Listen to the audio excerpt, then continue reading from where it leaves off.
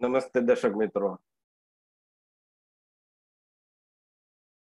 आज कश्मीर फाइल पर,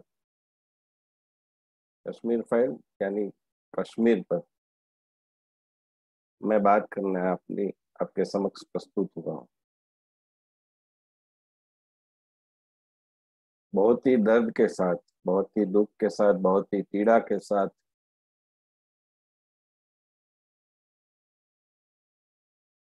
मैं ये बात कर रहा हूँ। आप आपके साथ जो भी पीड़ा हुई है, आपके साथ जो भी दर्द हुआ है, उससे आपको दोबारा गुजरना पड़े तो आपको कैसा लगेगा। यही स्थिति मेरी इसलिए हुई है क्योंकि 2015 में मैंने एशिया के one of the oldest regional newspaper Mumbai समाचार में कश्मीर में पंडितों का पुनर्वसन का जब ये प्रश्न आया था और एक मूवमेंट शुरू हुई थी,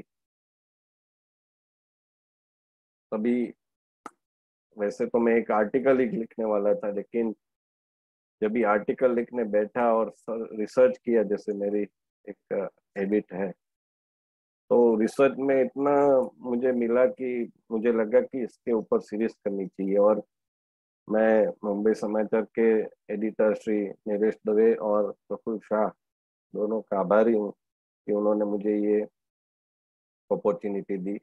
और 1.5 साल तक बहुत ही डिटेल में, यानी कश्मीर फाइल तो 10% ही है, ऐसा कह सकते हैं। बहुत ही डिटेल में मैंने ये लिखा, कश्यप ऋषि से लेकर वीपीसी और फिर चंद्रशेखर की सरकार तक सारा घटनाक्रम है, उसमें मैंने बहुत ही डिटेल में। और आज की, जैसे विवेक जी ने भी किया है कि आज की जो परिस्थिति है उसमें उन्होंने जोड़ा है जेएनयू में क्या होता है। मैंने उसमें गुजरात में उस समय पाटीदार आंदोलन हुआ था तो उसको भी जोड़ा था, तो उसको जोड़ के एक सीरीज लिखी थी। तो उस समय मैं, मेरे पर क्या बीती है वो मैं ही जानता हूँ, क्योंकि वो लिखते समय मेरी आंख भर आती थी और नींद गायब हो जाती थी। और यही स्थिति फिर से कश्मीर फाइल को देखकर तो हुई ही थी, लेकिन जो बुद्धूजीवी, जैसे मैं बोलता हूँ बुद्धूजीवी, ये बुद्धिजीवी नहीं है, बुद्धूजीवी है, बुद्धुओं के ऊपर जीते हैं। ऐसे मुझे कोई कांग्रेस क्या कहती है, आप क्या कहते हैं, केजरीवाल क्या कहते हैं, उससे कोई मतलब नहीं है। मेरा मतलब है वो बुद्धूजीवी जो किसी पार्टी का हथा बनते हैं, हथियार बनते हैं, और अपना उल्लू सीधा करने के लिए पार्टी पार्टी को तो मालूम ही नहीं है। इतना ज्यादा झूठ ऐसे सफेद बालों वाले चश्मिश, और जैसे केजरीवाल का अट्टहास्य तो कुछ नहीं था, ऐसे शातिर जो कभी प्राध्यापक का, कभी राजकीय विश्लेषक का चोला पहनते हैं, ऐसे बहुत सारे लोग हमारे आसपास हैं, पूरे भारत में हैं। तो ऐसे लोगों का जो तर्क है उसका जवाब देने में आया हूँ। उनका पहला तर्क होता है कि नेहरू तो बहुत अच्छे थे, और हरि सिंह जो थे वो कश्मीर को विलय करने के लिए तैयार नहीं थे। तो ये पहली बात है, ये भ्रम है। ये भ्रम इसलिए है कि उन्होंने ये गढ़ा हुआ है क्योंकि वो आपके सामने तथ्य नहीं लाना चाहते। जैसे बरखा दत्त ने झूठ फैलाया था कि कश्मीर पंडित बहुत एलाइट वर्ग के थे, इसलिए मुसलमानों ने उसके ऊपर हमले किए और उसको वहां से भगाया। ऐसा ही एक ये भी तथ्य है। ये तथ्य है कि हरि सिंह, महाराजा हरि सिंह वो तैयार नहीं थे कश्मीर को भारत में विलय करने के लिए। लेकिन ये बात असत्य है।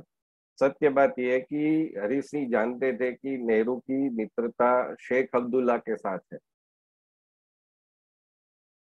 तो यदि वो उन्होंने कश्मीर का विलय कर दिया भारत में, तो बट नेचुरल है कि नेहरू जी है वो शेख अब्दुल्ला को कश्मीर सौंप देंगे। और हरी सिंह नहीं चाहते थे, क्योंकि शेख अब्दुल्ला पहले से, मतलब स्वतंत्रता से पहले से उनकी जो संगठन हुआ करता था उनका, उसका नाम था मुस्लिम कॉन्फ्रेंस। आप देखिए, मुस्लिम कॉन्फ्रेंस। और उनकी मंशा यही थी कि कश्मीर इस्लामाइज हो जाए, मुस्लिम कंट्री हो जाए। उनका स्वतंत्रता का ही उद्देश्य था। तो उनको ये पता था कि यही होने वाला है। लेकिन क्या करे, अगस्त 1947 में हम स्वतंत्र हुए, और इसके तुरंत बाद सितंबर में पाकिस्तान ने कबाइलियों को आगे करके हमारे पर, कश्मीर पर, हमारे मुकुट पर हमला कर दिया। और जब ये हमला हमला हुआ, उस समय भी पंडित जी क्या कर रहे थे? नेहरू कश्मीरी पंडित थे वो। और कश्मीर का जो मुद्दा था, इश्यू था, वो अपने पास रखे हुए थे। वरना सरदार के पास होता तो जूनागढ़ और हैदराबाद का, जैसे उन्होंने भारत में विलय करा दिया, इसी तरह से वो कश्मीर का भी प्रश्न सॉल्व कर देते।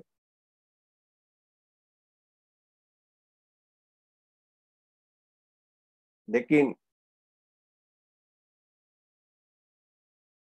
चूंकि ये मामला नेहरू जी के पास था, तो हमला हुआ, और हमले का जवाब तो देना चाहिए। महाराजा हरि सिंह तैयार हो गए, और इसमें बड़ी भूमिका आरएसएस की भी रही।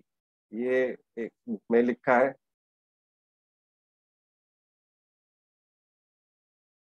माधवराव सदाशिवराव गोलवलकर उस समय आरएसएस के सरसंघचालक थे। उन्होंने समझाया हरि सिंह जी को। हरि सिंह मान गए। और अभी बारी थी भारत की।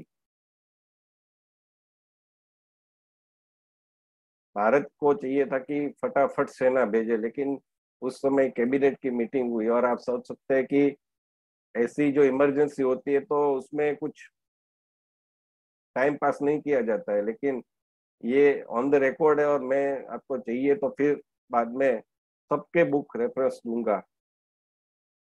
मैं ऐसे हवाई हवाई बातें नहीं करता जैसे कुछ लोग बातें करते हैं।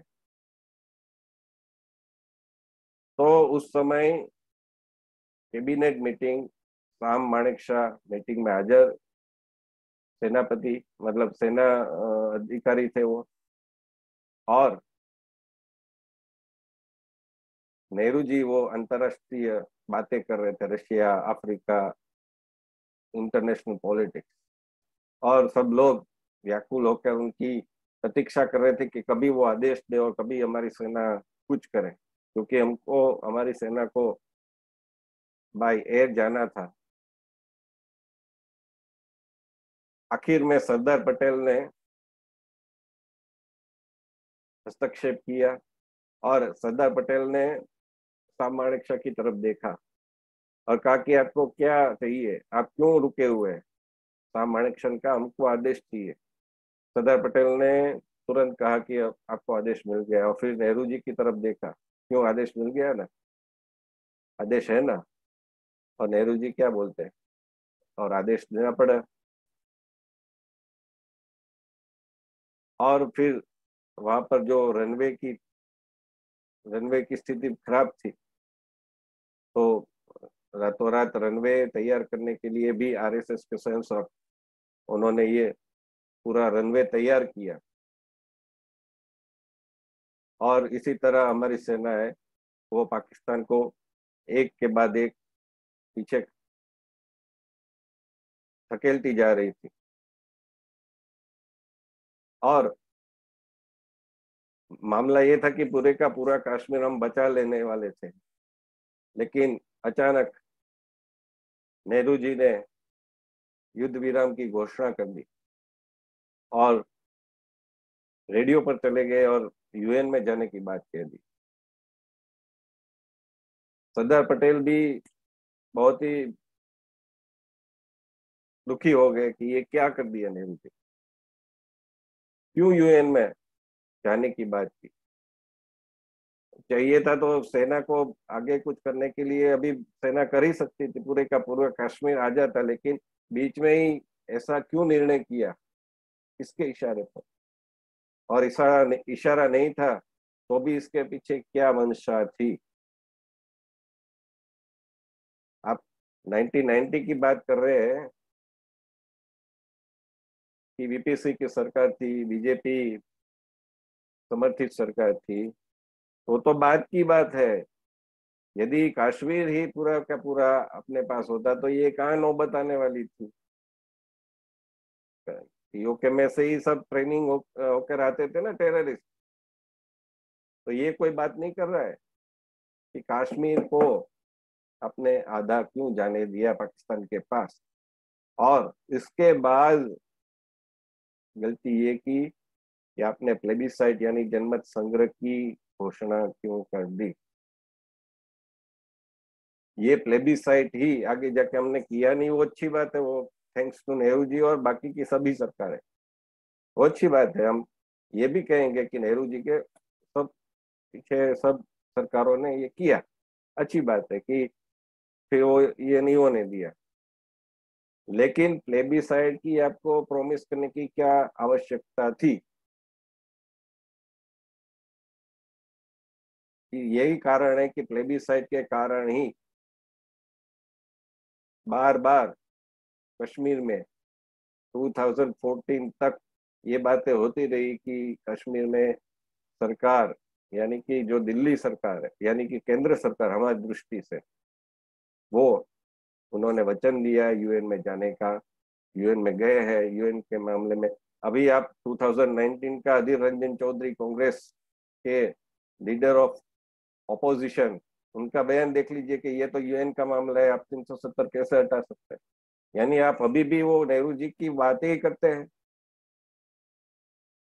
तो ये हुआ, और इसके कारण फिर हर एक, मतलब शेख अब्दुल्ला, फारूक अब्दुल्ला, और इसके बाद जो भी टेररिस्ट थे या सेपरेटिस्ट बोला जाता है, मैं तो उनको टेररिस्ट ही मानता हूँ,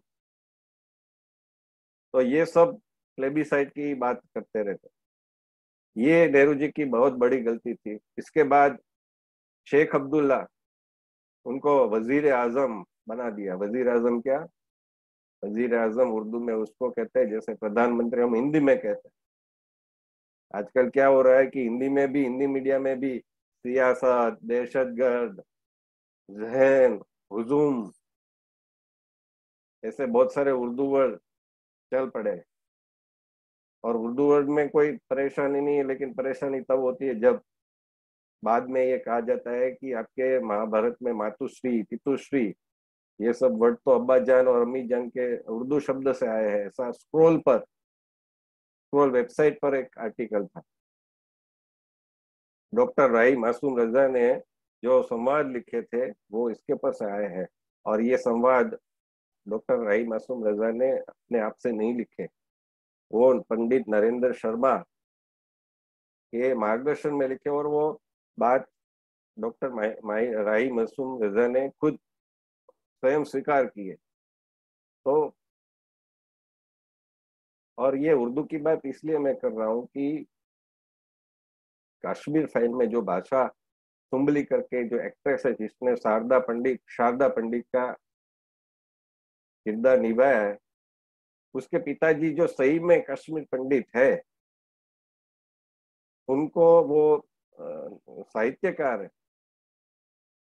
कश्मीर यूनिवर्सिटी में पीएचडी हुए हैं, और उन्होंने 3-4 नॉवेल भी लिखी है। तो उनको टेररिस्ट का विधिवत, उर्दू में कहा जाए तो बाकायदा विधिवत पत्र आया था, लेटर, कि आप हिंदी में क्यों लिखते हैं, हिंदी काफिरों की भाषा है। तो उर्दू के लिए दिक्कत ये है। तो वजीर आजम शेख अब्दुल्ला को बना दिया। अभी शेख अब्दुल्ला वजीर आजम कैसे बन गए, वो अलग देश के जैसे कैसे बन गए? उसके कारण था नेहरू जी ने संविधान सभा में किसी की अनुमति के बगैर और सभी के विरोध के उपरांत धारा 370 लाई।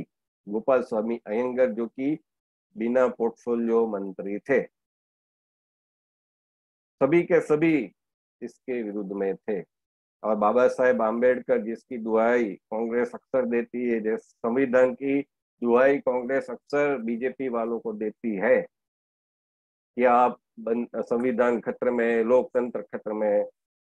तो इसकी शुरुआत तो वहीं से हुई कि संविधान सभा में किसी की अनुमति नहीं थी और फिर भी 370 ले आए आप। सरदार पटेल भी उसके अपोजिशन में थे और ये बुद्धूजीवी ऐसी बात करते कि वो सरदार पटेल लाए। 370 के लिए बाबा साहब ने तो शेख अब्दुल्ला को बिल्कुल डांट लगाई थी और कहा था कि आप चाहते हैं कि आपका सब अलग तरीके से और हम आपकी सुरक्षा करें, आपके फाइनेंस की सुरक्षा चिंता करें। तो सरदार पटेल भी इसके ओपोजिशन में थे। इतना ही नहीं, कांग्रेस भी ओपोजिशन में थी पूरी की पूरी। ये बात आपको नहीं बताएंगे ये सफेद बाल वाले बुद्धूजीवी जो कांग्रेस के इशारों पर बोलते हैं। सरदार पटेल और पूरी कांग्रेस इसके ओपोजिशन में थी। और इसमें चालाकी क्या की नेहरू जी ने कि नेहरू जी चले गए अमेरिका, अमेरिका के प्रवास पर। जो नरेंद्र मोदी के प्रवास पर बोलते थे, विदेश प्रवास पर, कि बार बार विदेश करते हैं और कभी आप देश में भी रहा कीजिए। इसी विदेश नीति का ही परिणाम है कि आज ओआईसी में पाकिस्तान ने कश्मीर का इश्यू उठाया लेकिन किसी ने साथ। इतना ही नहीं, सऊदी अरब और यूएई का डेलीगेशन कश्मीर में आया उसी टाइम। तो कश्मीर के मुद्दे पर पाकिस्तान को के मुंह पर कस के तमाचा लगा। मलेशिया और तुर्की, इसके अलावा इसके सिवाय किसी ने कश्मीर के ऊपर जब धारा 370 हटी, किसी ने चुप की चानी की। ये विदेश नीति का ही परिणाम है। तो नेहरू जी अमेरिका चले गए और सरदार पटेल को जिम्मेदारी दी गई कि आप 370 पर सभी लोगों को कन्विंस कीजिए। तो कांग्रेस की मीटिंग मिली और उसमें सरदार पटेल ने ये कहा कि ये हमारी प्रतिष्ठा का सवाल है, नेहरू जी ने वचन दे दिया है और ये तो टेम्पररी प्रोविजन है, ऐसा झूठ बोला गया। और वो टेम्पररी प्रोविजन ही था, झूठ नहीं कह सकते वैसे तो, टेम्पररी प्रोविजन ही था। लेकिन इसको बाद में टेम्पररी से हम देखते आए कि 2019 तक वो चला।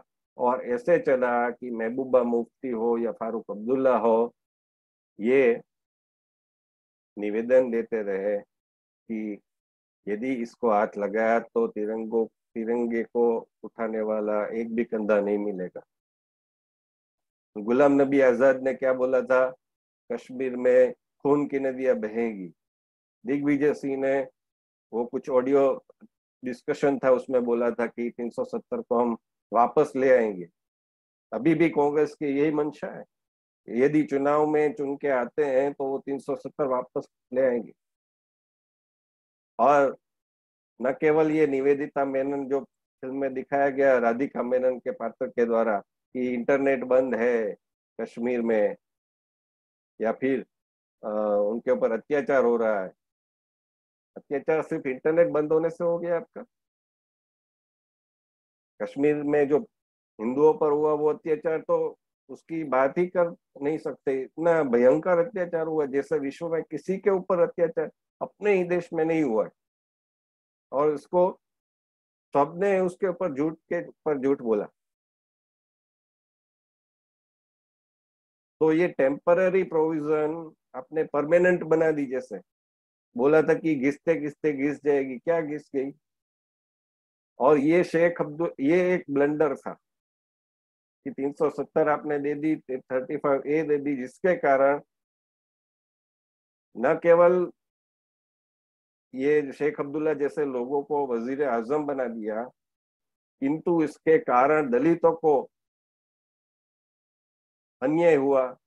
जो पंजाब से दलित सफाई कर्मी के तौर पर आए थे, उनको कोई सरकारी नौकरी नहीं मिली इसके कारण।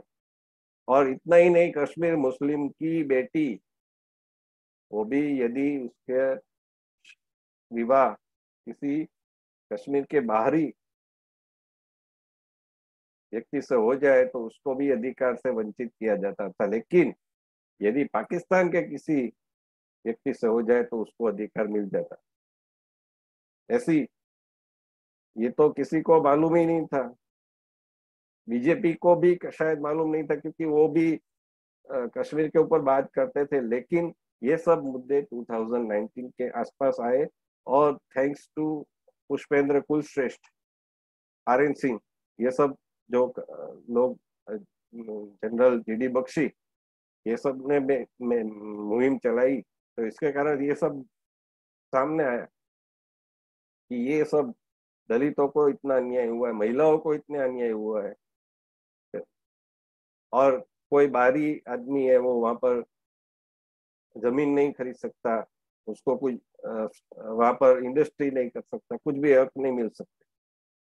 तो ये 37 लाने का पाप सिर्फ और सिर्फ नेहरू जी के मत्थे ही चढ़ता है। और इसके बाद क्या गलती की शेख अब्दुल्ला के लिए? शेख अब्दुल्ला ने वहां पर अपना इतना कि किसी इंटेलिजेंस ऑफिसर ने सरदार पटेल को सूचना दी कि शेख अब्दुल्ला ने एक फॉरेन जर्नलिस्ट को इंटरव्यू दिया, उसमें कश्मीर को स्वतंत्र करने की बात। तो ये जब भी बात सरदार पटेल को पता चली, तो बेट नेचुरल है, सरदार पटेल ने फोन घुमा के शेख अब्दुल्ला को डांटा। लेकिन सरदार पटेल और देश का दुर्भाग्य था कि कश्मीर मामला है वो नेहरू जी के पास था। तो वो व्यक्ति जो इंटेलिजेंस ऑफिसर था, उसकी बदली हो गई। इतना शेख अब्दुल्ला का दबदबा था नेहरू जी के पास। ये स्वतंत्रता की बात कर रहे थे शेख अब्दुल्ला, फिर भी उसकी उपेक्षा की जाती थी नेहरू जी के द्वारा। लेकिन श्यामा प्रसाद मुखर्जी, भारतीय जनसंघ के नेता, स्थापक नेता, उन्होंने एक देश एक विधान ऐसा आंदोलन किया कि इस देश में दो देश दो विधान, दो संविधान नहीं चलेंगे। कश्मीर का अपना अलग संविधान था। और एक मैं बात ये भी बता दूं कि ये जो बुद्धिजीवी है, वो ये भी भ्रम फैलाते हैं कि जब भी 370 लाई गई, तभी श्यामा प्रसाद मुखर्जी भी कैबिनेट में थे। पहली बात तो ये कि श्यामा प्रसाद मुखर्जी को किसी अपने वो सुहृदयता नहीं दिखाई थी। वो कोई चुनी हुई सरकार नहीं थी। पहली जो सरकार थी वो चुनी हुई सरकार नहीं थी। ये तो एक टेम्पररी प्रोविजन था कि आप चलिए, आप कांग्रेस उस समय, और वो सब जानते हैं कि कांग्रेस को ही क्यों अंग्रेज पसंद करते थे। सुभाष चंद्र बोस, शहीद भगत सिंह, किसी को भी नहीं, लेकिन क्यों कांग्रेस को पसंद करते थे वो एक अलग बात। तो ये एक झूठ फैलाया गया कि श्यामा प्रसाद मुखर्जी भी उस समय कैबिनेट में थे। श्यामा प्रसाद मुखर्जी और बाबा साहेब अम्बेडकर को, उनको गांधी जी ने नेहरू जी को कहा कर कैबिनेट में रखवाया, क्योंकि वरना इमेज गलत हो जाती कि आपने अपनी पार्टी की सरकार बना ली जबकि चुनी हुई सरकार ही नहीं है। और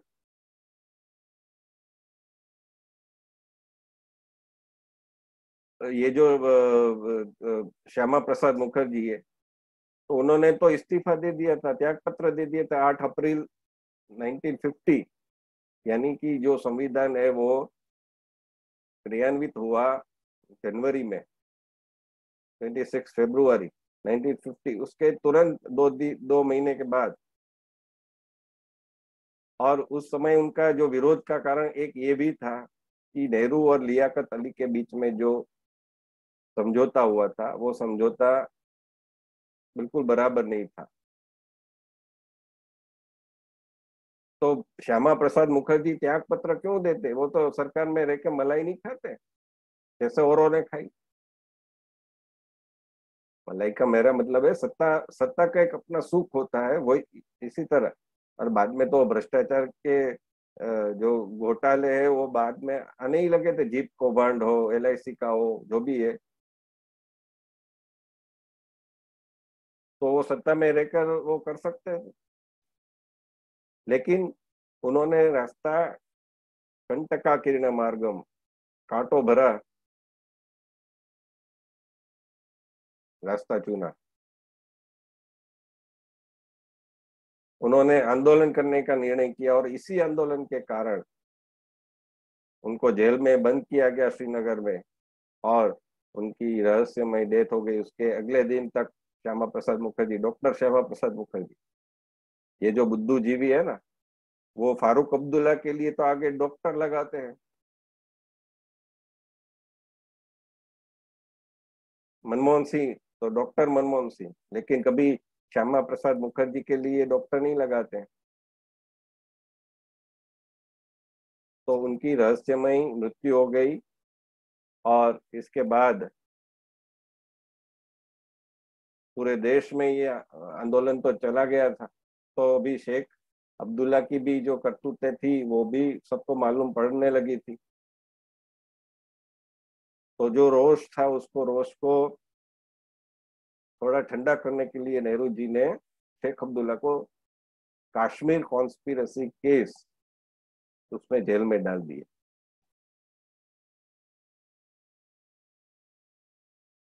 उस समय IB या CBI जो भी था, उसके चीफ थे BN मलिक, और उन्होंने बहुत ही स्ट्रॉन्ग केस, काफी एविडेंसेस थे, सबूत थे, साक्ष्य थे, प्रमाण थे, उसके आधार पर एक स्ट्रॉन्ग केस तैयार किया। लेकिन जेल में श्यामा प्रसाद मुखर्जी, वीर सावरकर आदि लोगों को कैसी जेल हुई मालूम है हमको, और नेहरू जी, गांधी जी आदि को कैसे जेल हुई सबको पता है। और इसी प्रकार शेख अब्दुल्ला को जो जेल हुई, उसमें वो जेल में रहकर भी क्या क्या खेल खेलते थे, उसका हम बात करते हैं। उस समय हजरत अली, हजरत बाल दरगाह, उसमें से हजरत बाल जो बाल था वो चोरी हो गया, और इसके कारण कश्मीर में अशांति हो गई, हिंसा हो गई। तो अभी हिंसा को कौन शांत कराएगा? तो ये कारण तो सबको पता था कि यही होने वाला है। नेहरू जी ने कहा कि शेख अब्दुल्ला ही इसको शांत करा सकते थे, तो उनको जेल से निकाला गया। और फिर शेख अब्दुल्ला बाहर आए तो हिंसा शांत हो गई। देखिए आप, फिर नेहरू जी ने कहा कि, नेहरू जी ने एक नई थियरी लाई कि ये जो कश्मीर का इश्यू है वो पाकिस्तान से समझौता किए बगैर नहीं आएगा, और इसकी जिम्मेदारी, दूध की जिम्मेदारी बिल्ली को दे दी, इसकी जिम्मेदारी शेख अब्दुल्ला को दे दी। अपने पास तो कोई था ही नहीं, जैसे कांग्रेस तो निकम्मी थी, और ये कांग्रेस निकम्मी थी ऐसा कांग्रेस के ही नेहरू गांधी मानते थे। इसका उदाहरण मैं आपको आगे भी दूंगा। तो कांग्रेस में कोई काम का था ही नहीं, निकम्मे थे सब, तो शेख अब्दुल्ला को दे दिया। और शेख अब्दुल्ला ने क्या किया, हज करने के बहाने वो चले गए इजिप्ट, और इजिप्ट के प्रमुख उस समय थे नासिर। उसके समक्ष ये मांग रखी कि कश्मीर को स्वतंत्र कराने में हमको मदद कीजिए, हमको अनुमति दीजिए, लेकिन नासिर ने मना कर दिया। इजिप्ट के साथ हमारे संबंध अच्छे थे। फिर वो चले गए अल्जीरिया, और अल्जीरिया की मैंने एक पूरी सीरीज लिखी है गुजराती में, कि अल्जीरिया इस्लामिक कंट्री होते हुए भी जब भी कश्मीर में 1990s में ये सब इस्लामिक एक प्रकार से जिहाद टेररिज्म चल रहा था, उसी समय अल्जीरिया में भी इस्लामिक कंट्री होते हुए भी उसमें भी जिहाद चल पड़ी थी। तो कैसे हुआ, ये सब बातें मैंने लिखी है 4 पार्ट में, इसके बाद मैं करूंगा किसी दिन। तो अल्जीरिया में वो किससे मिले, चीन के प्रधानमंत्री से, तो एन एन लाइक। तो वो शेख अब्दुल्ला क्या कर रहे थे, देश के दुश्मनों से हाथ मिला रहे, और उसी समय से कश्मीर का इस्लामीकरण शुरू हो गया था 1967 में। आज जो हम लव जिहाद बोलते हैं, और अभी नडियाद, गुजरात के नडियाद में एक लड़की का लव जिहाद हुआ, उसको बंद करके रखा गया। उसके साथ अप्राकृतिक सेक्स जो यासर नामक मुस्लिम युवान ने किया, कई दिनों तक बंद रखा। और उसके माता पिता को यही पता था कि वो पोलैंड में है, लेकिन वो यहाँ पर ही थी, और महामारी के दौरान भी सेक्स किया, ऐसी बातें उसने कंप्लेन में की है। और बुर्का पहनने के लिए फोर्स करते थे, ये सब बातें। तो ये लव जिहाद जिसको कोई बुद्धिजीवी मानते नहीं है, बोलते हैं कि ये तो सरकार ने भी नहीं स्वीकार नहीं किया कि ऐसा कुछ लव जिहाद टर्म है। तो टर्म नहीं है, लेकिन ऐसे तो अनेक ऐसे किस्से हैं। उत्तर प्रदेश हो, गुजरात हो, मध्य प्रदेश हो, कई जगह पर इसके कानून। और लव जिहाद की बात सिर्फ हिंदू करते हैं ऐसा नहीं है। केरल में क्रिश्चियन चर्च है, क्रिश्चियन बिशप है, वो भी करते हैं, कि कहते हैं कि क्रिश्चियन लड़कियों के साथ भी ऐसा होता है। तो 1967 में कश्मीर पंडित की लड़की के साथ ऐसा हुआ था, और काफी तनाव, और उसमें उन्होंने दिल्ली की कांग्रेस सरकार के पास भी काफी कुछ मामला प्रस्तुत किया था, फरियाद की, लेकिन कुछ नहीं हुआ। यदि उस समय इंदिरा गांधी की सरकार तेज जाती तो ये मामला इतना आगे नहीं बढ़ता। बीच में एक बात कहनी रह गई कि शेख अब्दुल्ला जब भी अल्जीरिया ऐसे हज करने के बहाने गए थे और वापस आए, तो उस समय नेहरू जी का निधन हो चुका था और लाल बहादुर शास्त्री सत्ता में थे। लाल बहादुर शास्त्री ने जब भी उनका पैर एयरपोर्ट पर आया, दिल्ली एयरपोर्ट पर, उसकी गिरफ्तारी करवाई शेख अब्दुल्ला। और आप कड़ी से कड़ी जोड़ते जाइएगा कि लाल बहादुर शास्त्री होते तो शेख अब्दुल्ला हीरो हो जाता, जेल में सड़ता रहता, जैसे हमारे कुछ सैनिक आज की तारीख में भी पाकिस्तान में सड़ रहे हैं। इसके कारण तो, लेकिन क्या हुआ, शेख अब्दुल्ला तो गिरफ्तार हो गया, लेकिन पाकिस्तान ने युद्ध कर दिया 1965 में, और ताशकंद में की मंत्रणा हुई और उस मंत्रणा में लाल बहादुर शास्त्री की रहस्यमय मृत्यु हो गई। इसके पीछे भी ताशकंद फाइल है, उसमें देखिएगा आप कि कौन जिम्मेदार है। संकेतों में बात कर रहा हूं मैं। संकेत लाल बहादुर शास्त्री होते तो क्या स्थिति होती, लेकिन लाल बहादुर शास्त्री होते तो नेहरू गांधी परिवार होता। लाल बहादुर शास्त्री की लोकप्रियता नेहरू जी से भी ज्यादा होने लगी थी। जैसे उनका सादगीपूर्ण जीवन था, गरीबी से भरपूर जीवन था। नेहरू जी के समान लग्जरियस लाइफस्टाइल नहीं थी उनकी। हर एक व्यक्ति को ऐसा लगता था कि वो हमारे प्रधानमंत्री हमारे हमसे जुड़े हुए हैं। उन्होंने जब भी कहा था कि एक दिन का आप उपवास कीजिए, चावल मत खाइए, तो सभी लोगों ने उनकी अपील को स्वीकार किया। आज भी शायद कई लोग करते होंगे उपवास, ऐसी उनकी लोकप्रियता। 1965 में हमारी सेना अंदर तक पाकिस्तान में जा चुकी थी, लेकिन ताशकंद में जो हुआ तो शेख अब्दुल्ला का अच्छा नसीब था और भारत का खराब। इसी के कारण फिर इंदिरा गांधी आई सत्ता में। हमारे पास एक और अपॉर्चुनिटी आई कश्मीर का प्रश्न सॉल्व करने की।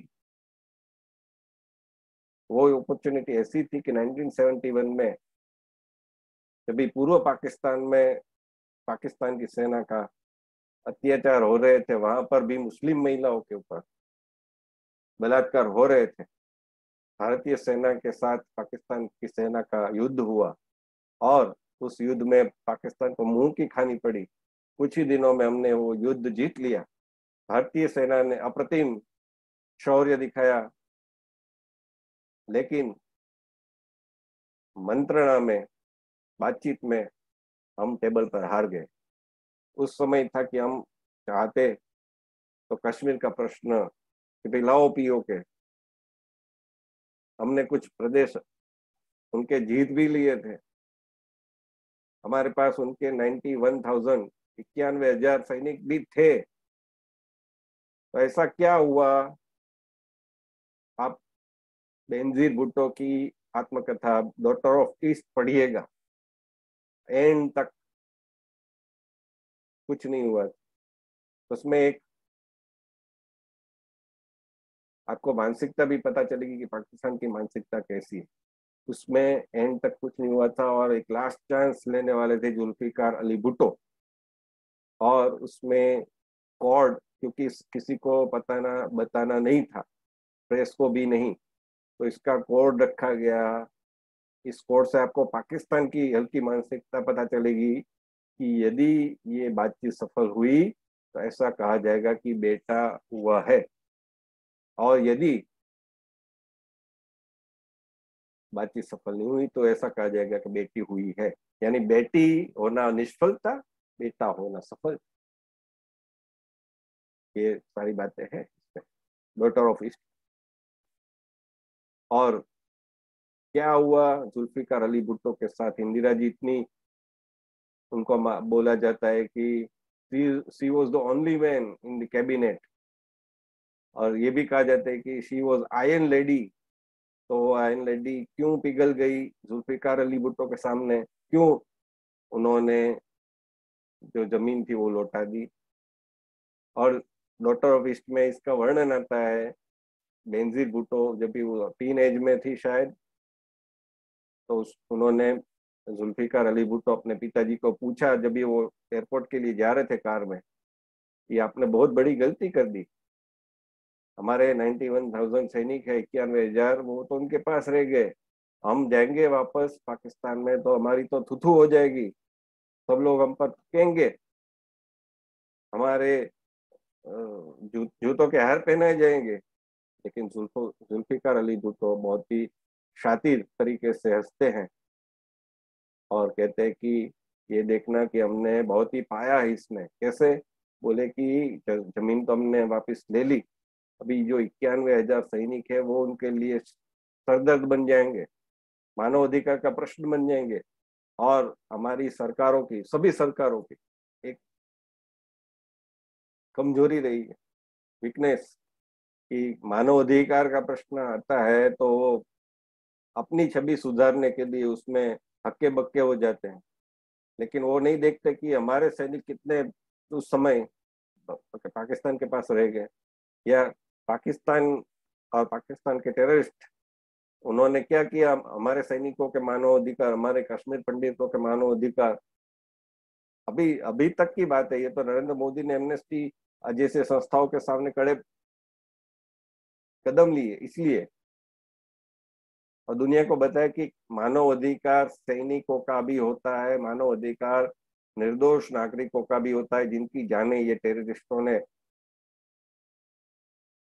बार बार फ्रॉम 1947 टू 2008 और इसके बाद भी दी।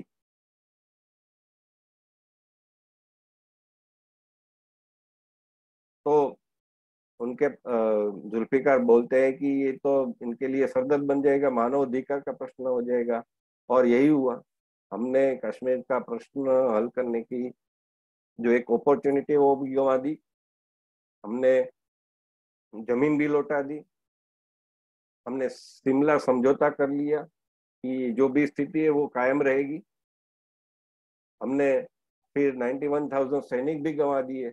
ये इंदिरा जी ने, नेहरू जी की जो गलती थी वो सुधारने की एक अपॉर्चुनिटी थी, वो गंवा दी और उसमें एक गलती भी कर दी। इसके बाद पूरे देश में इंदिरा जी का वही एक लोक उनकी वही लोकप्रियता जी, जैसे जैसे बालाकोट एयर स्ट्राइक के बाद नरेंद्र मोदी की थी। बालाकोट एयर स्ट्राइक तो बहुत ही छोटी बात है, मतलब एक युद्ध जीतना और एक एयर स्ट्राइक करना, वो भी बड़ी बात ही है बालाकोट एयर स्ट्राइक, क्योंकि आप उसके देश में जाकर टेररिस्टों पर अटैक करके आते हैं और वो कुछ नहीं कर पाते, तो एक बहुत ही बड़ी बात है, इसमें कोई दो राय नहीं। हिंदू युद्ध जीता था हमने, और इंदिरा जी की जो लोकप्रियता थी और पूरे विपक्ष ने उनका साथ दिया था।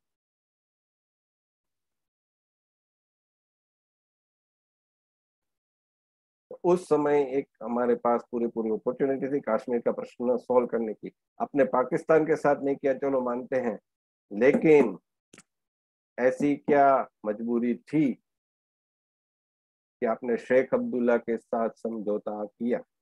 और वो शेख अब्दुल्ला जो एक समय कश्मीर को स्वतंत्र कराने की बात कर रहा था, वो शेख अब्दुल्ला जो उस समय कुछ भी नहीं था, कुछ भी नहीं था। इसके कारण इसका ये है प्रमाण है कि उस समय उसके दल की एक भी एमएलए चुन के नहीं आए, वो खुद चुन के नहीं आए। और क्या कारण था कि उस समय जम्मू कश्मीर में और लद्दाख, जम्मू कश्मीर बोलते हैं, कश्मीर ही बोलते हैं वैसे तो, लेकिन जम्मू कश्मीर लद्दाख, उसमें कांग्रेस की गवर्नमेंट थी। कांग्रेस यानी राष्ट्रीय दल, प्लस माइनस कुछ भी कहे, वो राष्ट्रीय दल तो है, राष्ट्रीय दल है, राष्ट्रवादी भी है, कि कोई उसमें इनकार नहीं कर सकता। और कश्मीर में शेख अब्दुल्ला, महबूबा मुफ्ती, ऐसे दलों की सरकार हो, इससे तो बेहतर कांग्रेस की सरकार हो, और डबल इंजन की सरकार हो जाती थी, केंद्र में भी कांग्रेस, जम्मू कश्मीर में भी कांग्रेस। तो आपके पास कांग्रेस कश्मीर का डेवलपमेंट कराने का एक अच्छा मौका था, आपने वो करके दिखाया होता तो कश्मीर का प्रॉब्लम ऑटोमेटिक सॉल्व हो गया होता। लेकिन आपने पूरी की पूरी जो कांग्रेस थी उसको कह दिया कि आपको शेख अब्दुल्ला को समर्थन देना है। आज मान लीजिए, फॉर एन वाइल्ड थॉट, कि केंद्र में मोदी की सरकार है और गुजरात में पूरी की पूरी बीजेपी की गवर्नमेंट है, और उसको कहा जाए कि आपको हार्दिक पटेल को समर्थन देकर उसको मुख्यमंत्री बनाना है, तो ये कैसा आघात होगा। एक ऐसा शौक होगा और ये एक ऐसा एक लोकतंत्र के विरुद्ध काम होगा। लेकिन इंदिरा जी ने संसद में कहा कि शेख अब्दुल्ला तो अब सुधर गए, और उनको लगा कि शेख अब्दुल्ला अब जो हम कहेंगे वही करेंगे। लेकिन शेख अब्दुल्ला, सॉरी टू से but I am not comparing, मतलब एक मुहावरा बता रहा हूँ, लेकिन ये मुहावरा फिट भी हो सकता है। कुत्ते की दुम कभी सीधी नहीं होती, और शेख अब्दुल्ला ऐसे ही, जैसे ही उनको मुख्यमंत्री बनाया गया, पूरे के पूरी कांग्रेस ने समर्थन दे दिया, तो वो कांग्रेस को ही तोड़ने लगे, उसके मुस्लिम एमएलए और दूसरे लोगों को। और 1971 में शायद जनवरी 30 जनवरी, जब भी गांधी जी की पुण्यतिथि आती है, उसी दिन पहला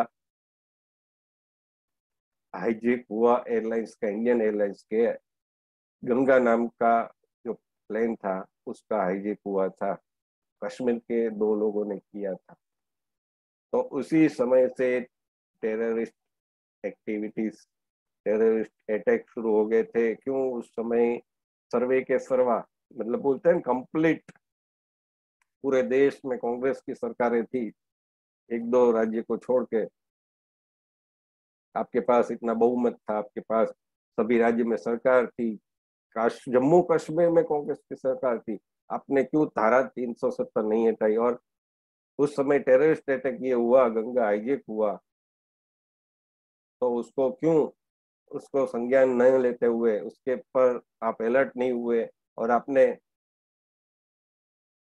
कड़े कदम नहीं उठाए वहां पर?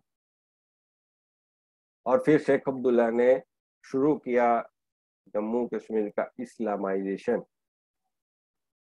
शेख अब्दुल्ला की एक लिए एक बात बोली जाती थी, शेर और बकरे का पॉलिटिक्स, राजनीति। शेर शेख अब्दुल्ला अपने लिए यूज करते थे, मतलब,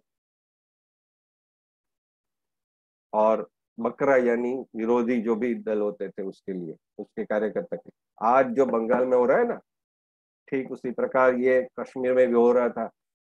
बंगाल में ये पॉलिटिकल पार्टीज, चाहे वो बीजेपी की हो, चाहे वो कांग्रेस हो, चाहे सीपीआई सीपीएम हो, उसके कार्यकर्ताओं की हत्या पर हत्या हो रही है।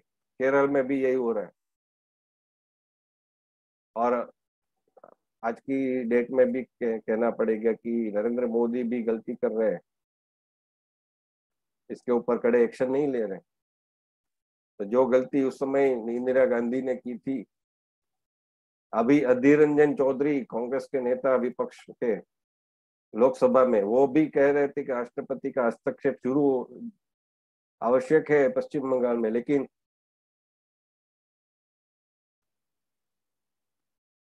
वो, उनको डर है कि उनके पर 356 का दुरुपयोग करने की, वो जो भी है मैं नहीं जानता हूँ, मैं ये एज्यूम कर रहा हूँ, अनुमान लगा रहा हूँ।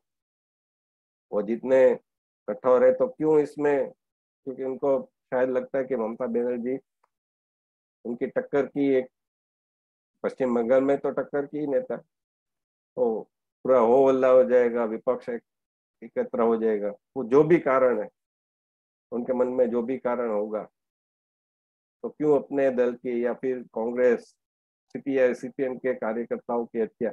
और ये सिर्फ कार्यकर्ताओं की हत्या भी नहीं है, जो पिछले साल पॉलिटिक इलेक्शन हुए थे उसके रिजल्ट के दिन हुआ था, ये सब पूरा, मतलब वहां से, ये जो बीरभूम में हुआ वहां से लोग पलायन कर गए, ये भी एक्सोडस है। सबको बंद करके मार के फिर जलाया गया था, ये भी कम नहीं है। नरेंद्र मोदी जी आप सावधान हो जाइए। तो उस समय 1971 में ये सब शुरू हो गया था, और विरोधी दलों को के कार्यकर्ताओं को शेख अब्दुल्ला टारगेट कर रहे थे, शेर बकरा की पॉलिटिक्स के द्वारा। और इस जो गांव थे, वो गांव के नाम इस्लामाइज कर रहे थे, सरकारी जमीन पर मस्जिदें बन रही, रेडिकलाइजेशन हो रहा था। और शेख अब्दुल्ला की जो ऑटोबायोग्राफी है आतिश चिनार, उसमें कश्मीर पंडितों को एजेंट बताया गया। क्यों? क्योंकि कश्मीर पंडित हिंदू थे, दूसरा वो देशभक्त थे।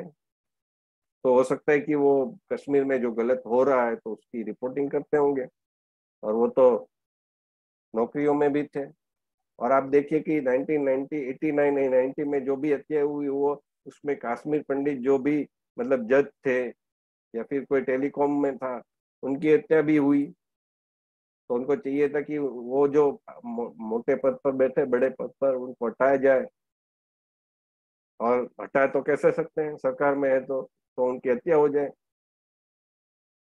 तो ये सब उसी समय से शुरू हो गया था।